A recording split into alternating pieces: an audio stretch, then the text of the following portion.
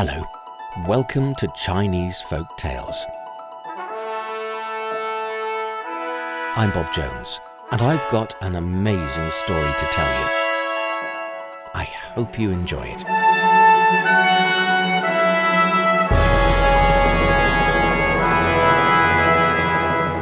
All the best stories have something to teach us, and this story is all about the kindness of strangers.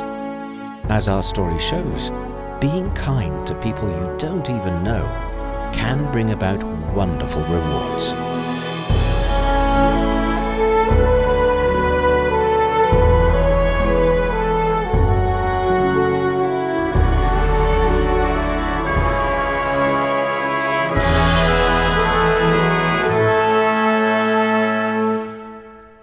We're travelling today to a pretty little village in ancient China that has a very big well. It gave the villagers all their drinking water, and sometimes, when the sun was beating down and no rain came, it also provided water for their crops and quenched the thirst of their animals. In the middle of the little village with the big well lived a young boy and his mother, who was a widow. The boy had never known his father, so he had grown up with just his mum, and quite often he wished he had more family members at home.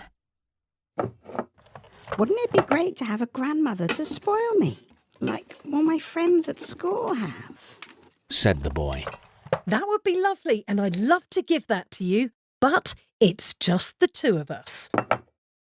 Said his mother. And that's also nice, so let's not worry about it. But the boy couldn't stop thinking about it, and no matter how many times his mother tried to change the subject, the boy would talk and talk about how happy it would make him to have a doting grandmother.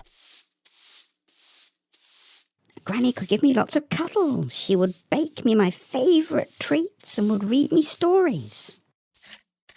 Oh, my son. However much you want that, I suggest you think about something else. And for now, we need some water, so could you go and collect some from the well, please?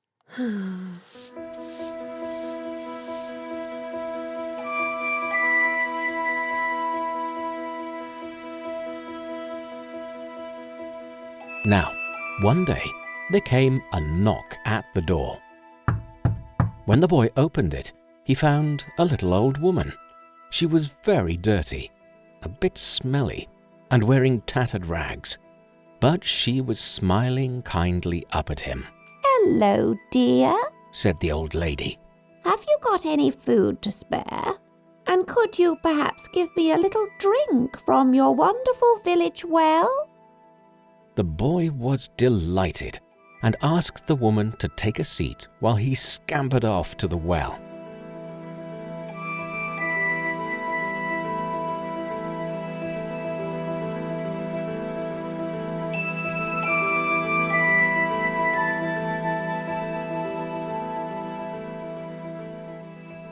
He quickly returned with a cool cup of water for her. Then he found some dumplings and a little grain as his mother invited the woman to sit at their table and eat. The old lady really was very grubby indeed, and after she'd eaten her fill, the boy's mother very gently suggested that if her son brought another bucket of well water, the old woman could give herself a jolly good wash. Well, if you think I could do with sprucing up, I'm very happy to have a wash." No offence, but I think it would be nice if you did.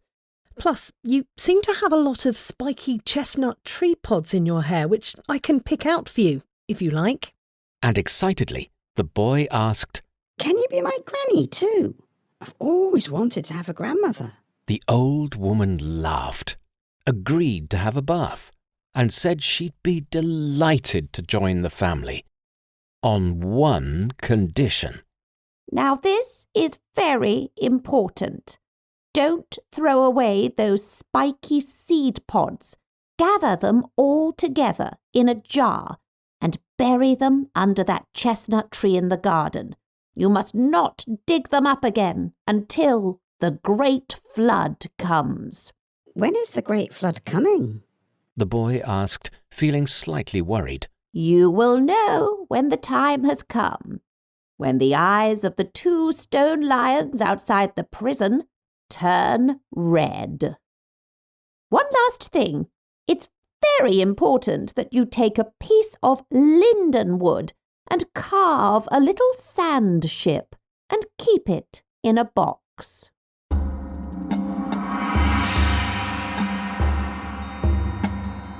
And so the boy did what he was told.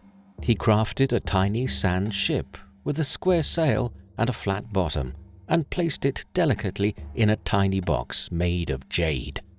After that, the boy checked the lions every day. The stone creatures stood guard over the imposing building. It was the job of many stone lions in ancient China. He checked, and every day he looked to see that the eyes were not red. One day, as the boy ran past the butcher's shop on his way to check the lions, the butcher shouted after him, "Hey, what's so special about the stone lions?" My grandmother says that when the lion's eyes grow red, a great flood will come, said the boy. The butcher thought this was hilarious and decided he would play a trick on the boy. "I'm gonna get up very early tomorrow when no one is around, and I'll rub some chicken blood into the stone lion's eyes. The boy will think they've been magically turned red." So, the next day, he did just that, and laughed when he watched the boy see the lion's bloody eyes and race home to see his mother and grandmother. Quickly, said the old woman. Dig up the jar and take that carved ship out of its little jade box. The boy did what he was told and dug up the jar of spiky seed pods. But he was astonished to see that they had transformed into precious and beautiful pearls. And as soon as he took the tiny ship out of the jade box, it started to grow until it was as big as any ocean-going vessel.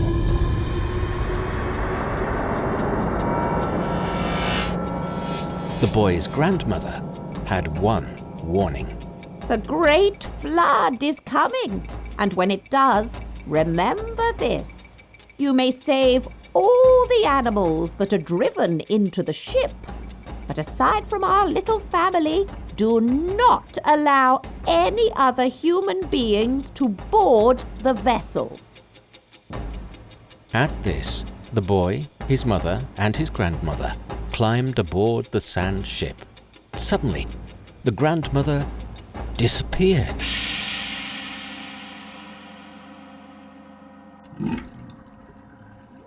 Almost immediately came a great glugging sound from the old village well, and with a huge spurt, water began to belch out. The ground was quickly covered, but the water did not stop, and soon the ship began to bob and float as the water levels rose. It wasn't long before a very wet dog came drifting along. The boy called it to climb onto the ship. Then a pair of mice, squeaking in fear, clambered aboard. The water continued to rise, and it slopped over the highest rooftops where a terrified cat leapt onto the boat. When only the treetops were visible, a raven, cawing loudly and beating its wings, flapped and flopped onto the deck of the sand ship. As it took shelter, there was a muted buzzing, and a swarm of bedraggled bees, so wet they could hardly fly, found their way to the little ship and out of the rain. Finally, there was something else that caught the boy's eye. "Help!" It's the butcher. We must save him too. No, remember what your grandmother said. Just let him float past. The butcher was clearly struggling, and the boy wanted to help him. Help! I can't swim! But the boy, who had a kind heart, threw out a rope, and the grateful butcher was rescued.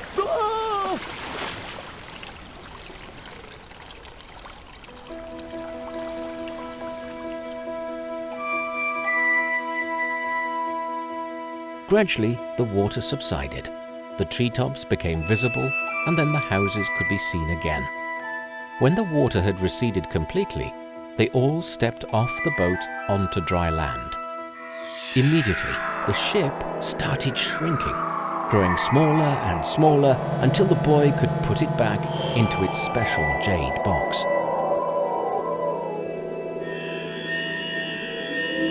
Now, you would have thought the butcher would have been very happy to have survived. But he wasn't a very nice man, and had spotted the boy's jar stuffed full of precious pearls. The butcher was very jealous. The pearls were beautiful and would bring the owner great wealth. Even though the boy had saved his life, the butcher wanted the pearls, and so he went to the judge and made up so many lies about the youngster and his mother that they were both thrown in jail.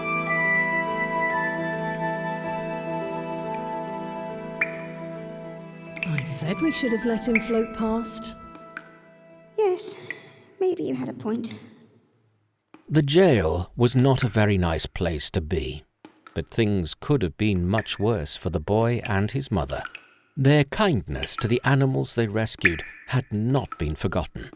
The mice dug a hole in the wall, which enabled the dog to wriggle through to bring them meat.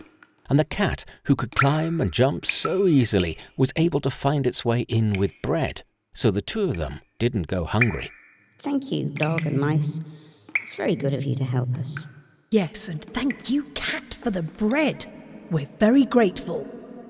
As they sat eating food in their jail cell, they thought they could hear the cawing of the raven. It was also very pleased to have found the boat during the great flood, and the raven was now carrying a magical letter that had been written by a god. The bird dropped the letter on the judge's desk, and the old judge began to read. I was alone, wandering about in this world of men, disguised as a beggar woman. This boy and his mother fed me, brought me water to drink, and helped me to wash, as I really was very dirty and a bit smelly. They welcomed me into their home, and the boy treated me as his own grandmother. The judge read on. When the great flood came, I chose to save only them, due to their true hearts and their kindness to a stranger. However, their accuser has a dark heart and showed no kindness. I say to you, Judge, free these good people, or misfortune will follow you. The judge was no fool and knew better than to disobey a god, so he made sure that the boy and his mother were released straight away, and just for good measure, he punished the ungrateful butcher.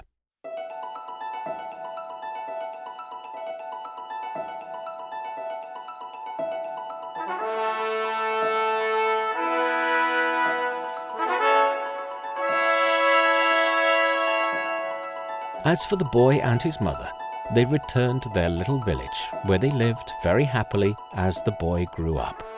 They always collected spiky seed pods, and the boy became famous for his tiny carved linden wood boats.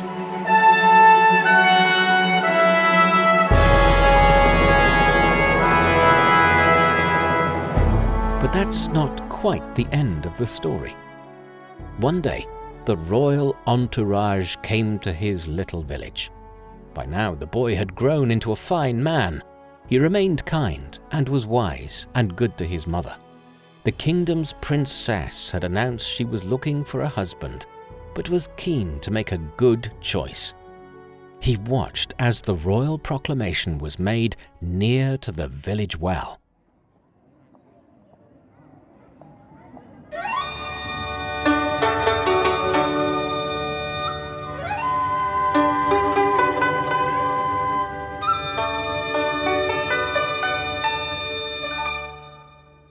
We hereby declare that whoever can find the real princess may have her hand in marriage.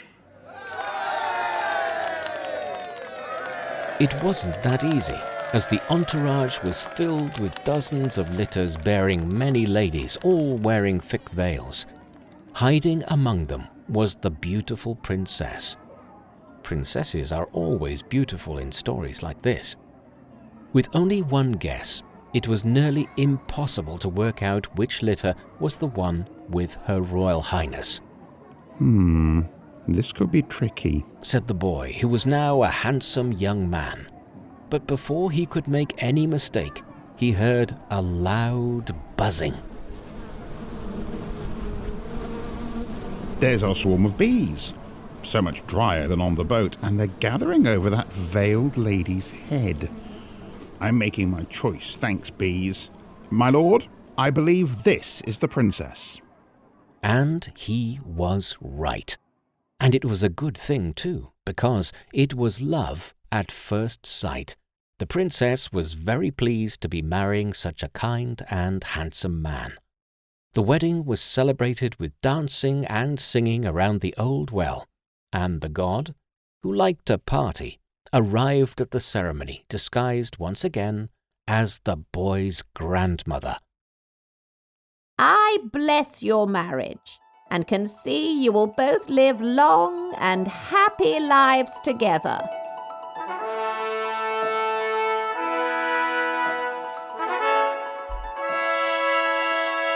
So, you see, it doesn't take a lot of effort to be kind, and sometimes kindness can bring amazing rewards, and it's always good to treat strangers kindly.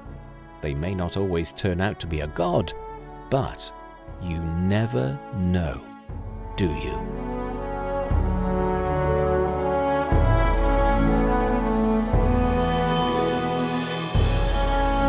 And with that, we conclude this episode of Chinese Folk Tales. Thanks for listening. If you like our stories, do give this podcast a 5-star rating. Leave your comment and share with your friends. To hear more, please subscribe to Chinese Folk Tales on all major podcast platforms. We'll see you next time. Bye for now.